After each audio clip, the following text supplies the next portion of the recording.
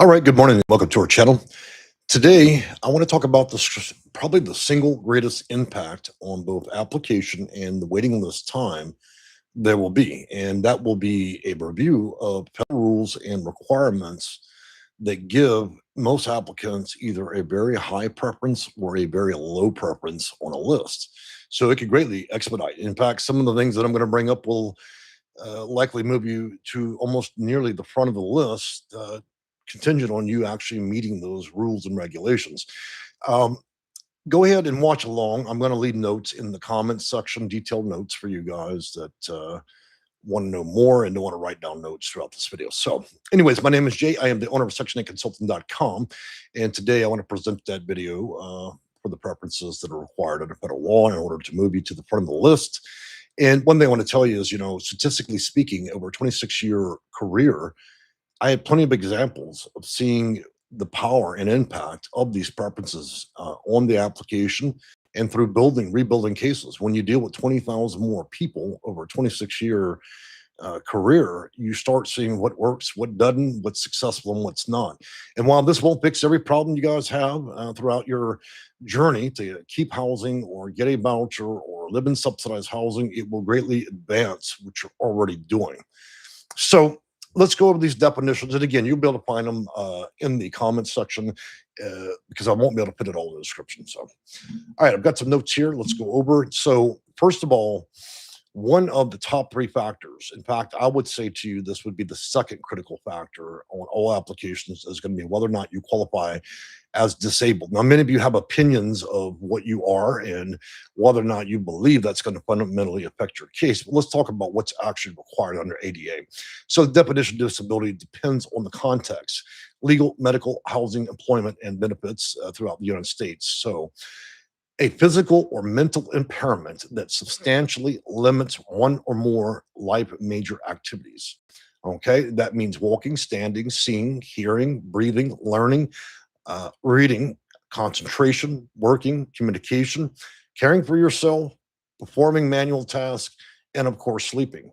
So you see, there's a broad spectrum in which you could fall under, at least in terms of disability as it's understood under federal law related directly to HUD. Okay. I understand there's a different concept of disability when you guys receive a disability payment, Social Security disability, and survivor benefits, but we're speaking strictly in terms of HUD and housing.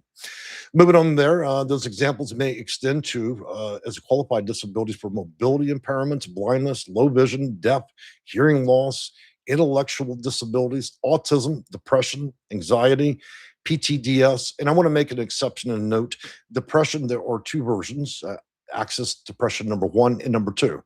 In other words, short term and long term. So, in order to qualify this way under depression, it would have to be long term. Moving on from there, chronic illness, cancer, diabetes, and neurological conditions. These are all respective programs under Title 24, subsection 5783, as HUD generally recognized as just four little categories. A person or family member that does not have a fixed or regular or adequate place to sleep. So now what I want to get into is the third strongest category. I'm saving the top category for last, obviously. A person or family member who does not have a fixed, regular, or adequate place to live, including, and so we're talking about homelessness, living on the street, living in a car, tent, park, abandoned building, bus or train station, staying in an emergency shelter, but not greater than 30 days, you're considered housed. Staying in a mental institution, but not housed greater than 30 days. So also they will include hospitals, jails, treatment facilities, and after a short-term visit, and short-term means 30 days. Then there's a subcategory to homelessness, which is called imminent risk of homelessness. Will lose housing within 14 days, has no identifiable place to go, lacks resources or support of attaining a housing. Typically, what they're looking for is chronic homelessness. So there is homelessness, and then there's chronic homelessness. Chronic means there are four or more separate occasions in which a person didn't live in a livable structure, and that they were never, when received housing solutions, that they never extended beyond 7 days in a row. So you see there's rules within rules with this. Moving from there, you get past imminent, then you have homeless under other federal statutes. And so certain unaccompanied youth under 25, families with children experience persistent housing instability and who meet other federal homeless definitions, which would be the continuum of care, which I do not believe will be relevant in this conversation. Also, HUD's housing programs is defined. We can get into the top category. This is like throwing jet fuel in a case, regardless of the circumstance. Any person that qualifies as a domestic violence victim. Okay. That is the number one factor. In fact, I showed a pristine example of that through a previous video where they indicted a housing authority director, the main person that runs the housing authority, because even she understood that if you press the case through under domestic violence or VAWA and its titles and acts, that it would permit an application to rocket to almost the front of the line, provided you didn't have a whole group of other people that were essentially suffering from this. So let's talk about what domestic violence is again. And look, I know I'm talking fast, guys. I'm trying to keep it short and sweet, and I want to get to that point. And also, I'm going to put notes again in the comments section. So don't be worried about the speed in which I move. So, under HUD and BAWA, which is Violence Against Women's Act, generally defines domestic violence as a felony or misdemeanor crimes committed by a current or former spouse, intimate partner, co-parent, person similarly situated under state law, or another person protected under domestic or family violence laws. In each and every state, that can be quite different. Examples can include physical abuse, threats of violence, assaults, intimidation, coercion, emotional or psychological abuse, depending on the legal framework and documentation required, respectively, through the PHA of that state. So you see there are sub examples, financial control or abuse, and other conduct covered under applicable law and BAWA protections under Title 24 Code of Federal Regulation. Okay, so it would appear when you're trying to unscrew your application, focusing on primary preferences. Do I qualify under the circumstances we discussed? And they outlined each example. Okay, now it'll go a little deeper, obviously, but so number one is domestic violence, whether reported through the district attorney's office, whether self-reported through the police or even DA. Okay, and so domestic violence takes number one. Number two is going to be disability, regardless of your stature, nature, or your well-being in the community. As long as you qualify as disabled under federal law, and what's required under HUD's rules, then you can consider yourself having extremely high preference. Third and last, we talked a little bit about homelessness. So domestic violence, homelessness. But there are two other separate categories that carry a good amount of weight because what they do is they target subcategories of people.